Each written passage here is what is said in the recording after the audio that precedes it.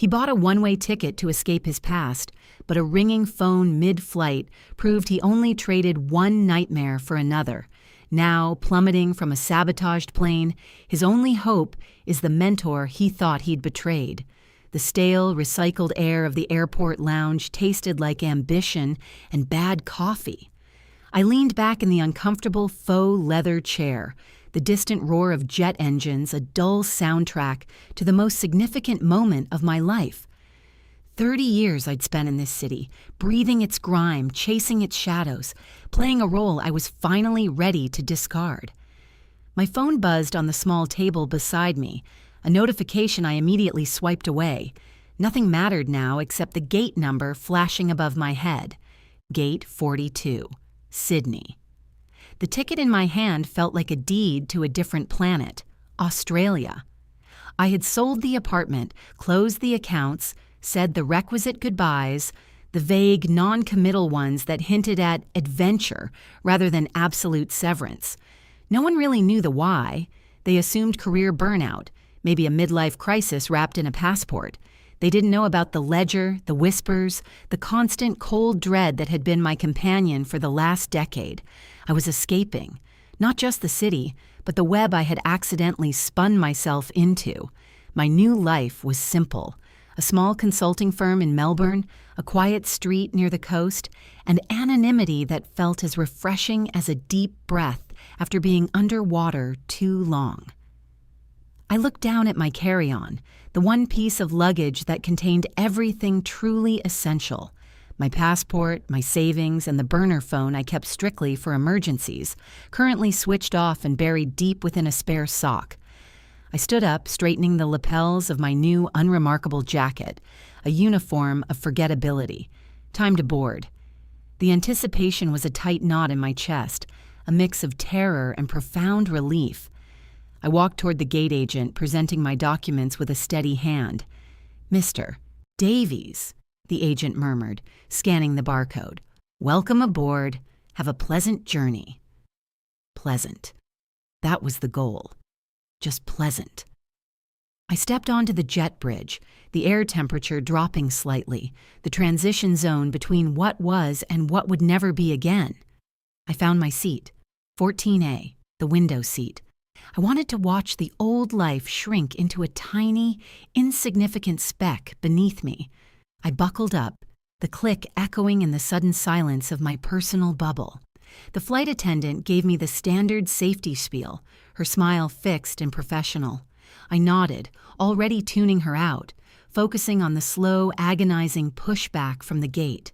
Then, as the aircraft began its slow taxi toward the runway, my actual primary cell phone, the one I thought I had securely left at the bottom of a donation bin in a Goodwill 2 states away, began to shriek. It wasn't a polite vibration.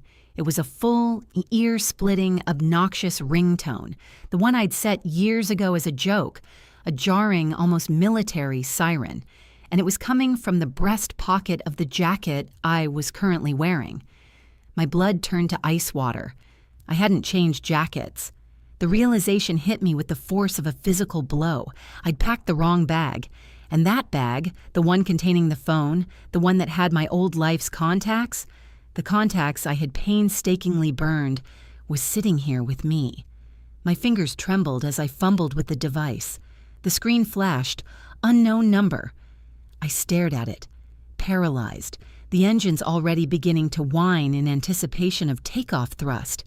If I answered, they'd know I was here, that I hadn't vanished. If I ignored it, they might assume I was careless, which was almost worse. The captain's voice crackled over the intercom, announcing the final checks before takeoff clearance. The plane lurched forward, gaining speed. I had seconds. With a nauseating sense of inevitability, I answered the call, bringing the phone to my ear just as the nose of the 747 lifted off the tarmac, the ground falling away beneath us at terrifying velocity. "Hello?" I managed, my voice a dry rasp. The line wasn't silent. There was heavy, ragged breathing on the other end, followed by a sound I recognized instantly, a sound that made my stomach drop through the floor of the plane, the distinctive metallic click hiss of a gas mask being sealed shut, then a voice distorted and low, cutting through the white noise of the connection, a voice that hadn't spoken my name in 7 years. "We knew you wouldn't leave without saying goodbye properly, David." The distorted voice, Marcus's voice, was like gravel grinding against bone, amplified through whatever cheap speaker system he was using. David. That name hadn't been spoken aloud by anyone who knew the truth in what felt like an eternity. I squeezed my eyes shut against the rush of the ascent, gripping the armrests until my knuckles bleached white. "Marcus," I breathed, the single word a betrayal of the composure I was desperately trying to maintain for the benefit of the unsuspecting passenger beside me, a woman engrossed in a travel magazine. "Don't sound so surprised," Marcus chuckled, a dry, hacking sound that sent a fresh wave of nausea through me. "Did you really think cutting ties with the assembly was as easy as catching a flight? We built you, David. We paid for you. You don't just walk away from 7 years of operational conditioning because you suddenly decided you preferred the smell of eucalyptus to diesel fumes." My mind raced, scrambling to analyze the threat vector. How did he have this number? I'd specifically ensured this phone was dead before I ever booked the flights, setting up a series of dummy accounts that should have routed any trace of me into a digital black hole. The only way he could have this number, this specific preloaded burner, was if the phone hadn't been mine when I left the donation bin, if someone had swapped them. "This is insane," I hissed into the receiver, lowering my voice to a near inaudible whisper. "I'm in the air. I'm on a commercial flight. You can't touch me." "Oh, but we can touch everything around you, can't we?" Marcus countered, his tone shifting from taunting to something lethally serious. The breathing behind his words intensified, that wet, synthetic intake of air seeming to suck the oxygen right out of the cabin around me. "That little apartment you sold? The one with the perfectly renovated kitchen? It's empty now, David. Completely. Except for the surprise we left behind for your new neighbors." My heart hammered against my ribs. "What did you do?" "Nothing permanent. Not yet. We just relocated some, shall we say, assets you stored there. Specifically the contents of that safe behind the Renoir print. You remember the safe, don't you? The one holding the ledgers detailing the Jakarta operation?" The Jakarta ledgers, the reason I had fled. They weren't just proof of the assembly's illegal arms trading. They contained the true identities of the informants they'd used, people who were still actively undercover. If those ledgers were found, the entire network, including my mentor, Agent Thorne, would be burned alive. I had buried them under a fake floorboard thinking I'd secured the only copy. "You wouldn't," I choked out. "If those get out, the whole structure collapses. You know the protocols." "Protocols change, David, especially when a prized asset decides to skip town mid-operation. We need those names back, and you, my dear prodigal son, are the only one who knows where we think you've hidden the backup copies."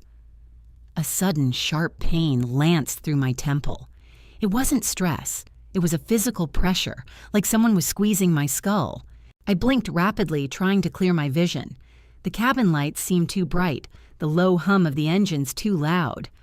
"What's happening?" I muttered, touching my forehead. Marcus gave another of those grating laughs. "We're just sending a little reminder, David. A taste of what happens when you try to disappear. You were never going to Sydney, not really. You were always going to the next assembly extraction point. We've adjusted the flight plan." The woman next to me abruptly dropped her magazine. Her head lolled to the side, her mouth slightly open, her eyes wide and unfocused. She wasn't breathing. Panic surged through me, primal and absolute. I looked around wildly. The flight attendant, who had served water 10 minutes ago, was now slumped over the galley door near the front. Others were beginning to sway in their seats. "What have you done to the air?" I demanded, my voice cracking. "Just a little atmospheric adjustment, tailored for commercial jet cabin pressures," Marcus explained calmly, as if discussing the weather. "A specialized agent. Very fast acting. Don't worry, David. We've left you a counteragent. It's in your carry-on bag. You have exactly 2 minutes to retrieve it and inject it before your own lungs decide they've had enough oxygen for one lifetime." My gaze snapped to the overhead compartment directly above me, where my only luggage resided. 2 minutes. The plane was still climbing, the transition to the toxic environment already underway. My hands flew to the latch, my heart threatening to burst through my sternum. I yanked the bag open, rummaging frantically through sweaters and toiletries, searching for anything that looked like a medical injector, while the silence in the cabin grew deeper, more terrifying, punctuated only by the labored, rattling breaths of the few remaining conscious passengers fighting the encroaching darkness. My fingers finally closed around something cool and metallic, a single pre-filled syringe nestled right where I'd stored my portable satellite beacon. I ripped the cap off the needle, adrenaline overriding my training, ready to plunge it into my own thigh, when Marcus's voice returned, colder and closer than ever, as if he were sitting right in the empty seat next to me. "Wrong pocket, David. That's the sedative for the assembly extraction team. The antidote is in the other bag, the one you left behind." The syringe, cold and incriminating in my trembling hand, felt like a lead weight. Sedative. An extraction team was coming for me, and I had just armed myself with the very thing that would ensure I couldn't fight back when they landed. The air was getting thick now, heavy, each breath scraping against my throat like sandpaper. My vision was tunneling, the sharp edges of the cabin blurring into indistinct smears of beige and blue. "The other bag," I rasped, leaning over the seat trying to peer down the aisle at the luggage compartment near the exit door, where I'd hastily stowed my small black duffel, the one containing my toolkit and my real emergency supplies. "Where is it?" Marcus didn't answer immediately. Instead, I heard a distinct, heavy thud from somewhere behind the cockpit area, followed by the sickening sound of metal being wrenched apart. He wasn't just talking to me, he was actively breaking into the aircraft systems. "You have 60 seconds, David. Your new life is fading. Your old life is demanding payment. The antidote is in the black canvas duffel, secured in the main cargo hold underneath the aircraft. You have exactly 1 minute before the autopilot drops the cabin pressure completely, and we introduce a little something extra to clean up the mess. Cargo hold." My blood ran cold again. The plane was at cruising altitude somewhere over the vast, indifferent Pacific Ocean. Even if I could somehow reach the cockpit, which was now likely occupied by people wearing those same hissing gas masks, getting to the main cargo hold from a pressurized cabin, mid-flight without specialized equipment, was a suicide mission. I looked at the sleeping passengers. Their stillness was unnatural, a tableau of sudden death. The woman beside me had a faint blue tinge around her lips. I had maybe 30 seconds before the poison took hold, even in my relatively untouched system. I slammed the sedative back into the pocket where I found it, useless now, a cruel joke. I lunged into the aisle, stumbling over the feet of a fallen flight attendant. I had to get to the cockpit. It was the only access point to the hold, however slim the chance. I bolted forward, ignoring the dizzying nausea, propelled by pure terror. The cockpit door, usually locked tight, was slightly ajar, splintered around the edges. I shoved it open. The scene inside was chaos frozen in time. 2 pilots were slumped over the controls, faces slack. The third seat, the jump seat, was occupied. A figure, bulky and clad in dark tactical gear, wearing the familiar, terrifying black gas mask, sat calmly observing the instruments. He wasn't moving, clearly unaffected by the airborne agent. He must have been injected with the counter-agent before they initiated the release. "Don't move, Asset 7 Delta," the masked figure said, his voice muffled but authoritative. He held a sophisticated-looking submachine gun aimed directly at my chest. "Your cooperation is required. The contents of the cargo hold are now under assembly quarantine. My mind screamed. If he was here, Marcus was nearby, and if he was here, the antidote was locked away, possibly already seized. The antidote, I gasped, planting my feet, trying to steady my shaking legs. Where is it? The operative didn't flinch. He slowly reached up with one gloved hand and tapped a control panel near the autopilot. A series of red lights flashed across the console, and a chillingly calm computer voice announced, "Cabin pressure integrity breach detected. Initiating emergency descent protocols. Brace for rapid depressurization in T-minus 30 seconds." "Too late, David," Marcus's voice crackled through the operative's radio headset, audible to me. "The duffel is secure. We have the ledgers. Now, all you need to do is wait for the extraction team to retrieve your very dead body once we land this aircraft at the designated black site." The operative pressed a button on his console, and a blast of frigid, dry air suddenly whooshed out from the ventilation system in the cockpit. A secondary, faster deployment of the toxin aimed specifically at the cockpit crew. I threw myself backward out of the doorway just as the air hit me, the sound of the cockpit's internal ventilation system switching to maximum power like a monstrous, hungry intake of breath. I landed hard on the floor of the main cabin, the impact jarring my already compromised system. Through the narrowing slit of my vision, I saw the black-clad operative slump slightly in his seat, struggling against the sudden influx of whatever deadly compound Marcus had just pumped into the front section. But he was still holding the weapon, and he was still pointing it generally in my direction, even as his body began to seize. I was alone in a falling metal coffin, surrounded by the dead, and the only thing that could save me was currently locked in the same cargo hold as the evidence that had forced me to run in the first place, while the only armed man who might have the key was currently suffocating beside me.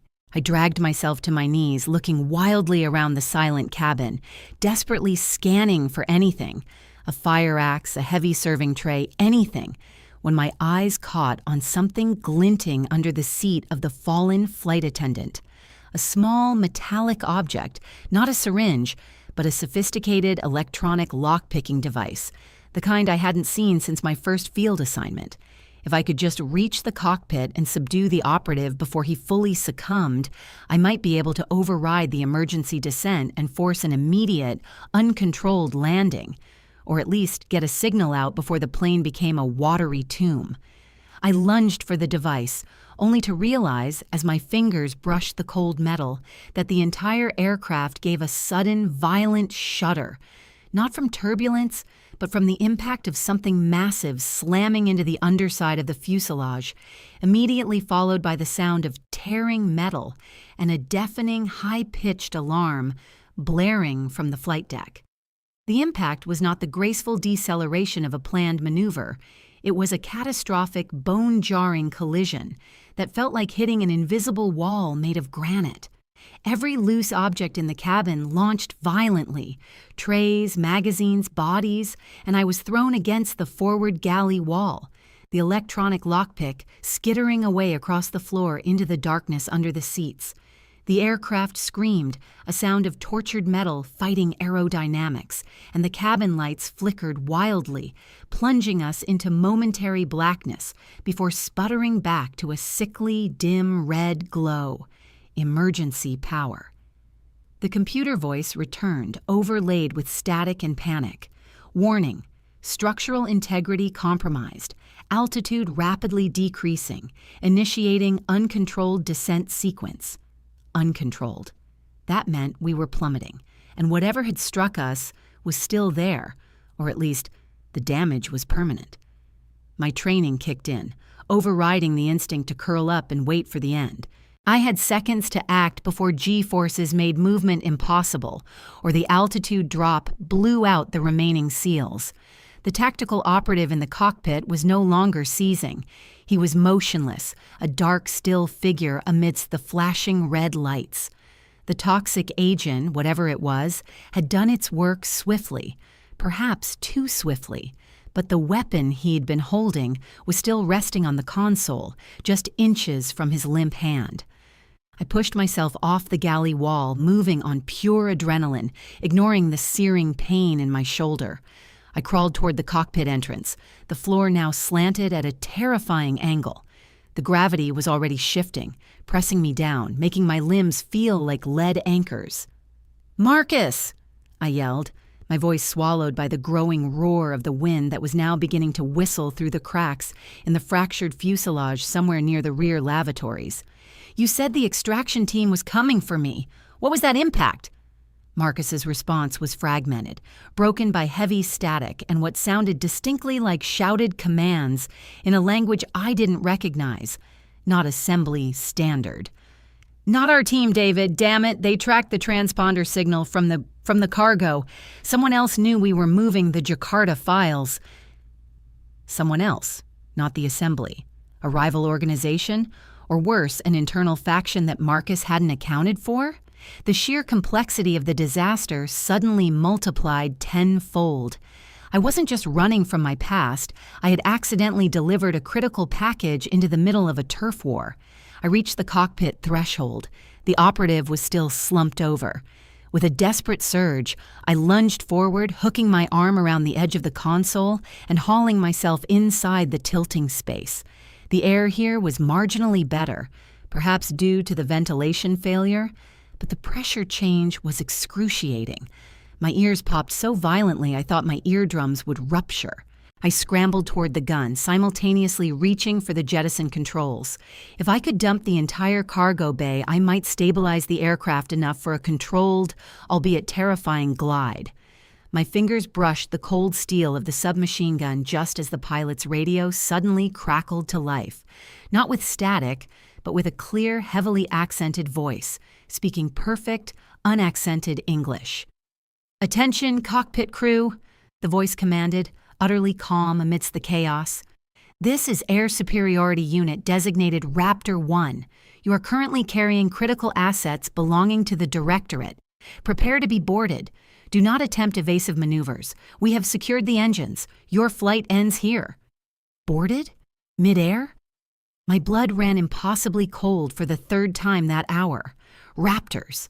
That was the designation for the Directorate's elite aerial assault unit, the ones they said were myth, ghosts of the old Cold War intelligence apparatus.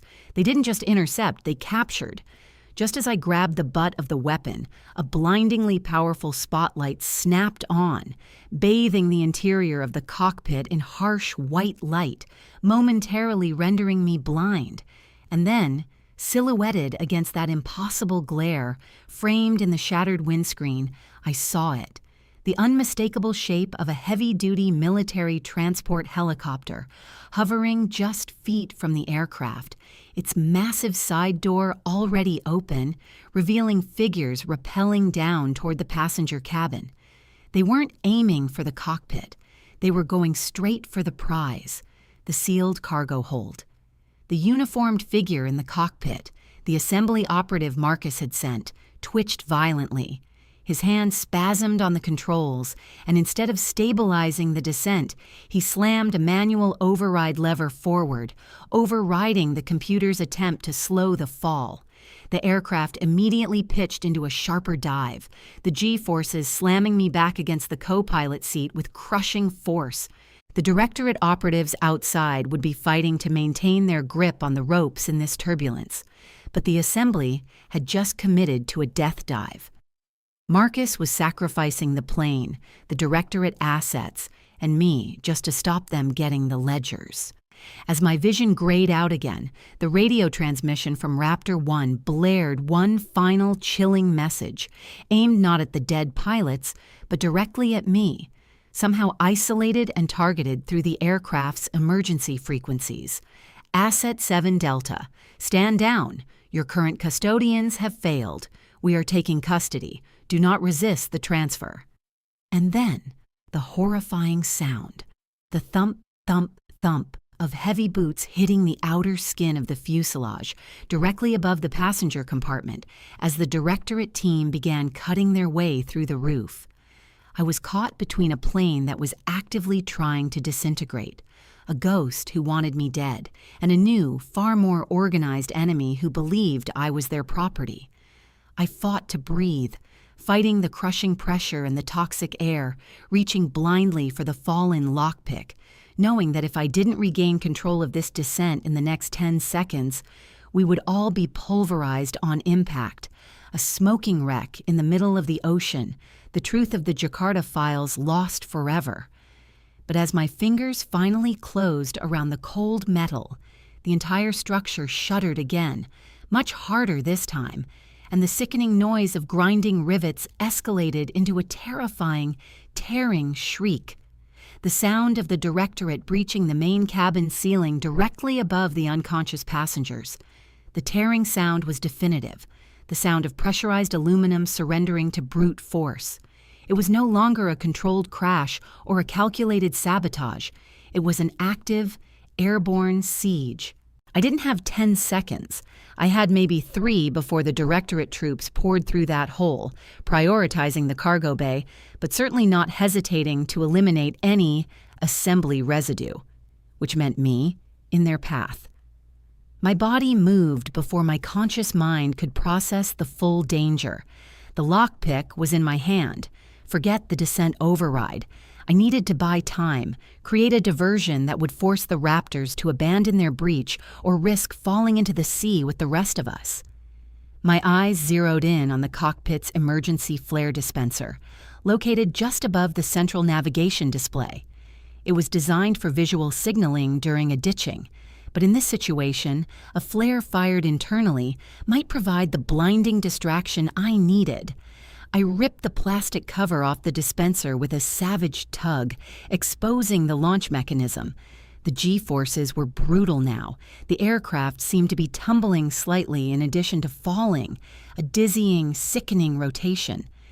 I jammed the lockpick into the manual release slot of the flare gun, praying the rudimentary tool would complete the circuit. Click. Nothing happened. My heart sank. The power must be completely gone, or the system shorted by the primary impact. Then Marcus's voice, now startlingly clear, suggesting he'd somehow managed to regain control of his own transmitter, cut through the chaos one last time. "David, the manual override is physical, under the co-pilot seat. Red lever. Pull it now." I didn't hesitate. The assembly operative was still slumped, but his body was partially obscuring the area. I jammed my elbow into his ribs, shoving him clear, and slammed my hand under the seat cushion, feeling for anything rigid. My fingers scraped against cold metal. The lever was heavy, designed to be engaged only in catastrophic failure. With a primal yell born of desperation, I braced my feet against the cockpit floor and yanked the lever upward with both hands. The reaction was immediate and violent. Instead of deploying flares, the system seemed to reroute its emergency power to the airframe's external locking mechanisms. With a deafening clank that echoed over the wind noise, the massive cargo bay doors, the ones beneath the aircraft where the Jakarta ledgers lay, were manually blown open. The effect was instantaneous, with the sudden massive vacuum created by the opening cargo hold at terminal velocity. Everything loose in the aircraft that wasn't bolted down was ripped backward. The dead passengers, the remaining unsecured equipment, and anything that had been floating in the air due to the depressurization were sucked violently toward the rear of the plane. More importantly, the Directorate operatives rappelling down from Raptor 1, having just breached the ceiling, were instantly caught in the massive backdraft. I heard screams, real human screams, not distorted radio chatter, as the rope snapped and the armored soldiers were violently peeled away from the fuselage and flung into the indifferent sky below. Raptor 1, fighting to maintain its position against the sheer force of the air pouring out of the plane, instantly lost stability, its spotlight blinking erratically as it pulled away in a desperate attempt not to be dragged into the descending vortex. Marcus's voice, triumphant and ragged, came through the radio one last time. "You bought us time, David. The Raptors are scattered. Now get to the emergency exit. They won't expect you to survive the fall." The aircraft was beginning to shake itself apart, but the immediate threat of capture was gone. The trade-off was terrifying. I was now on a plane structurally failing at high altitude, with the main cargo hold already venting its contents into the atmosphere. Ledgers, evidence, and perhaps the very assets the Directorate was hunting. I scrambled out of the cockpit, ignoring the mutilated corpses of the assembly pilots. The main cabin was a disaster zone, but the hole in the roof was now a gaping maw sucking air and debris upward. I ran to the nearest viable emergency exit, a door near the rear galley. If I deployed the slide now, the immense air pressure would probably rip it to shreds. But if I timed it right, the partial decompression might actually help me exit before the airframe fully disintegrated.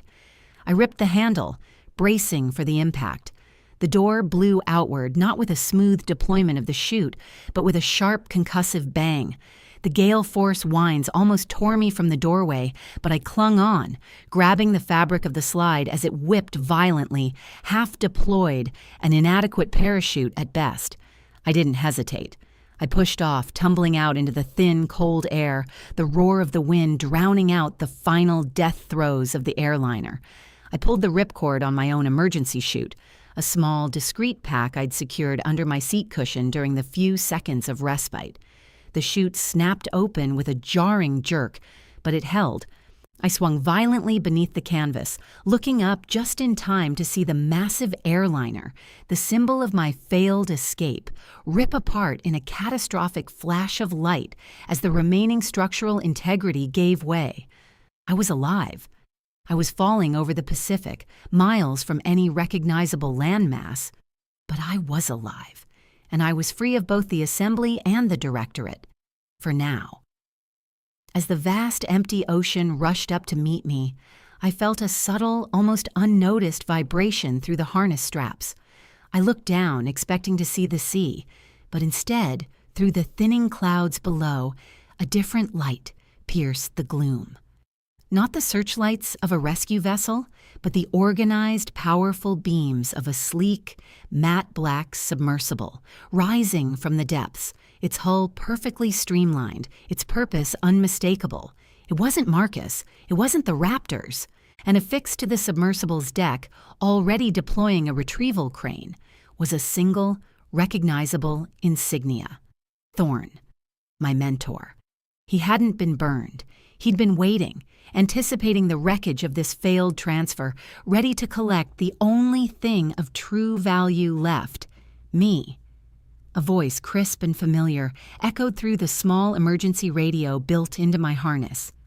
"Welcome back to the field, David. You made quite a mess. Now, let's get you out of the water before the Directorate realizes their Raptors missed their target."